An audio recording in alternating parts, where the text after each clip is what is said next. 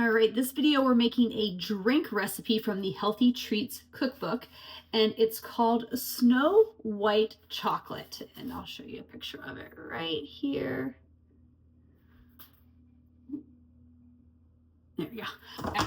So anyway, this chocolate is basically hot chocolate, but it says it's a vegan version where we're basically making our own cashew milk. And I've never done that before. I never actually put a lot of thought into how they make nut milk, but according to this recipe, I'm going to soak some cashews in some water for a while. And then when that's done, I'm going to drain it and blend it in a blender with some other ingredients, strain it through a cheesecloth, and then I can either drink it cold or hot. So let's see how this goes. So here are my cashews soaking in water, and it's 2 parts water to 1 part cashews. So I'm to let this soak for 1 to 8 hours before I continue. So here my cashews are soaked and rinsed, and I'm getting ready to put them in my blender. Then I'll add the rest of the ingredients. Adding some water, a little more water. Now I'm adding the chocolate extract, some vanilla extract, and a little bit of sweetener. Now I'll blend it all together. And here it is all blended. Now that it's all blended, I have to strain the liquid through a cheesecloth, and here I'm kind of pouring into the cheesecloth, and you can see it's kind of falling a little bit, but you can also see where it's picking up some of the extra nut fragments. Yeah, not the best idea, and I'm putting it over this pot so that I can then put it on the stove to warm it. So instead I'm going to make like a little loop and do it in there.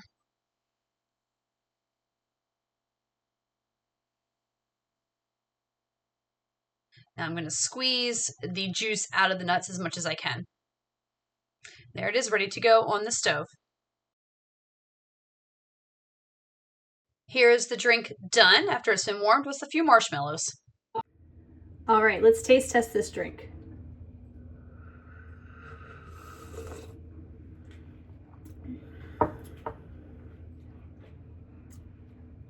Not bad. Got a lot of the cashew flavor for sure. It's different, but you know, pretty good for a homemade attempt at cashew milk. All right, let's summarize the Snow White hot chocolate.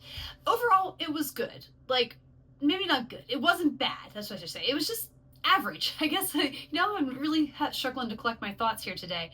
I think average is a good term for it. I could drink it, and I actually did save some and drink it chilled as well. It was definitely better warmed than chilled, but it was drinkable, but like, am I going to make this again?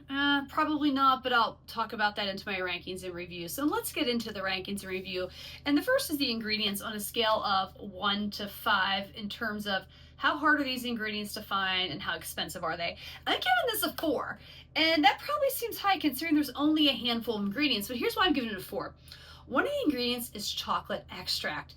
I did not realize how hard it would be to find chocolate extract. I mean, I couldn't find it anywhere. I mean, you see vanilla extract, almond extract, lemon, orange, lavender.